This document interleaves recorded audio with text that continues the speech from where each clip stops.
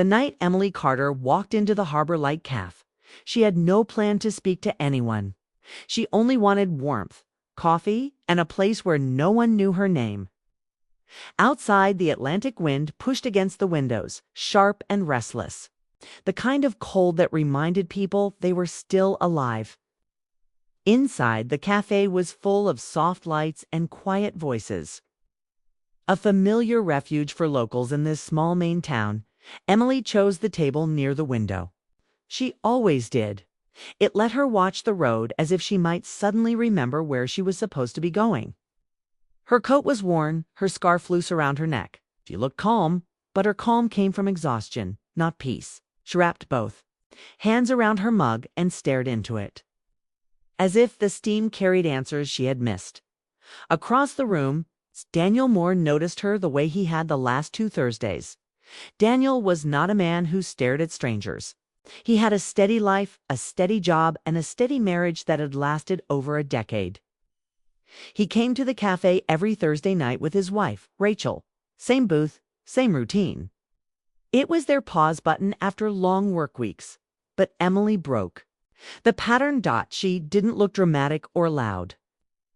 She looked like someone holding herself together very carefully. Daniel felt that before he understood it. He looked away, then back again, uneasy with his own attention. Rachel followed his eyes without asking. "She's back," Rachel said quietly, stirring her tea. Daniel nodded.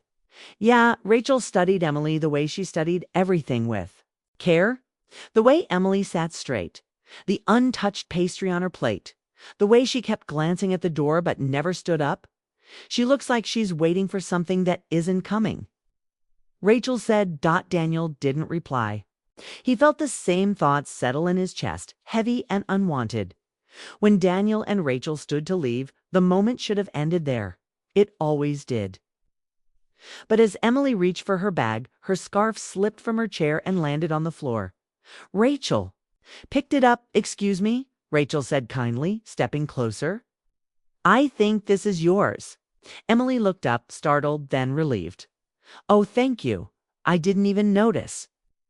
Her smile was polite but fragile, like it might crack if pushed too hard. "I'm Rachel," she said. "This is my husband, Daniel." "Emily," she replied. "Nice to meet you." They stood there, 3 people balanced in a pause that felt longer than it was.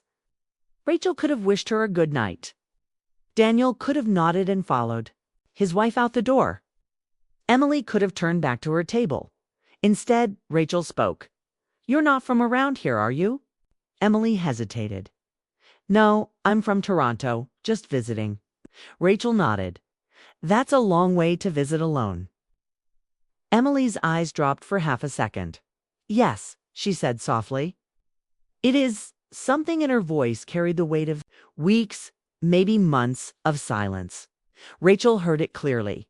"If you don't mind me asking," Rachel said, careful and calm, "how long are you staying?" Emily shrugged. "I don't know. A few days? Maybe longer." Daniel shifted slightly, uncomfortable but curious. He didn't like not understanding why he cared. Rachel smiled. "Well, if you're here tomorrow night, you're welcome to join us for dinner. Nothing fancy, just company." Emily looked surprised. "That's very kind. But you don't have to. We know," Rachel said. "We want to." There was no pressure in her voice, just honesty. After a moment, Emily nodded. "Okay, thank you." That night, Emily walked back to her rented room above the cafe with a strange feeling in her chest. She didn't know why the invitation mattered so much, but it did. It felt like someone had noticed her without asking anything in return. The next evening, Emily arrived early. She almost left twice before Daniel and Rachel showed up. She reminded herself she could walk away. She stayed. Dinner was simple: soup, bread, conversation that moved slowly at first, then easier. Emily told them small pieces of her story. She had ended an engagement 6 months earlier, not because of betrayal, but because love had quietly disappeared. She left her job soon after. She started driving with no clear destination, stopping where the road felt quiet enough to breathe. Rachel listened without interrupting. Daniel asked. Questions but didn't push. You don't seem lost, Daniel said at one point. Just paused. Emily smiled faintly. That might be the nicest way anyone has put it. When dinner ended, none of them rushed to leave. Rachel felt a pull she didn't fully understand. It wasn't fear. It wasn't jealousy. It was something softer and heavier at the same time as they stood outside the cafe. Rachel spoke before she could stop herself. If you need a place to stay for a bit, she said, choosing each word carefully, we have a guest room. No expectations. No pressure, just an option. Daniel turned toward her, surprised. He searched her face, looking for doubt. Didn't find any dot. Emily froze. The streetlight above them hummed softly. I couldn't do that, Emily said.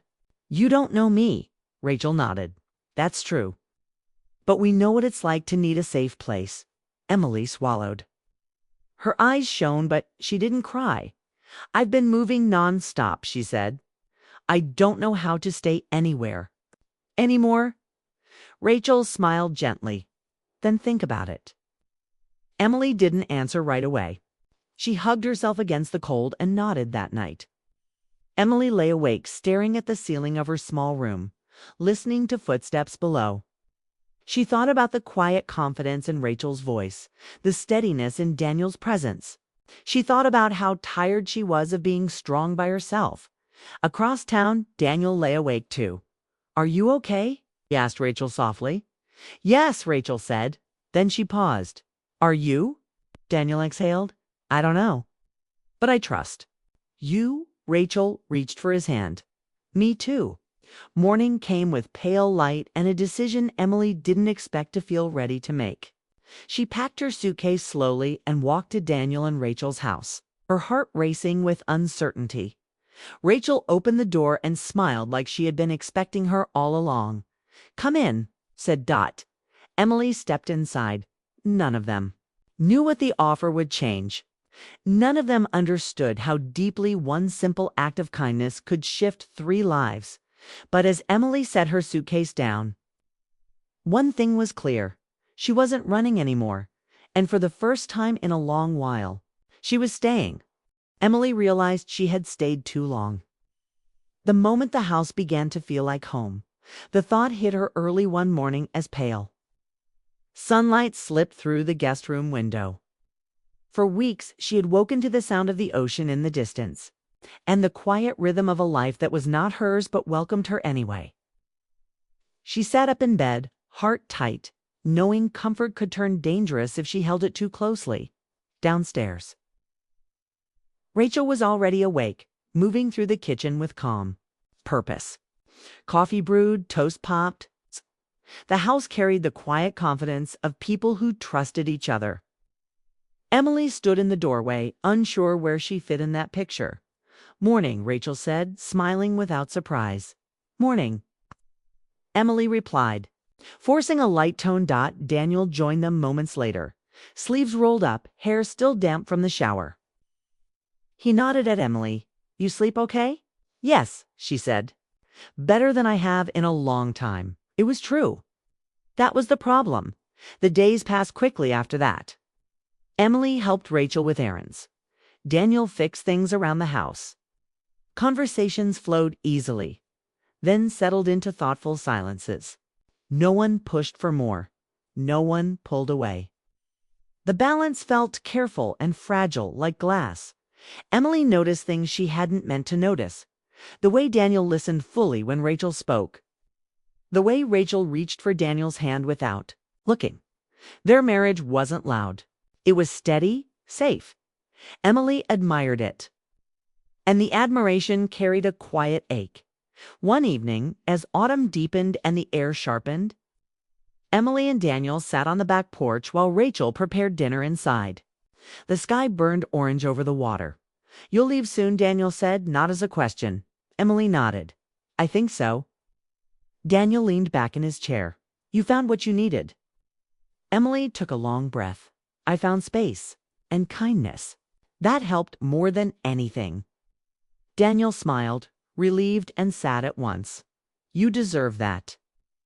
Later at dinner, Rachel watched Emily closely. She saw the way Emily laughed more now, the way her shoulders no longer stayed tight. She also saw the restlessness returning. That night, after the dishes were done, Richa spoke.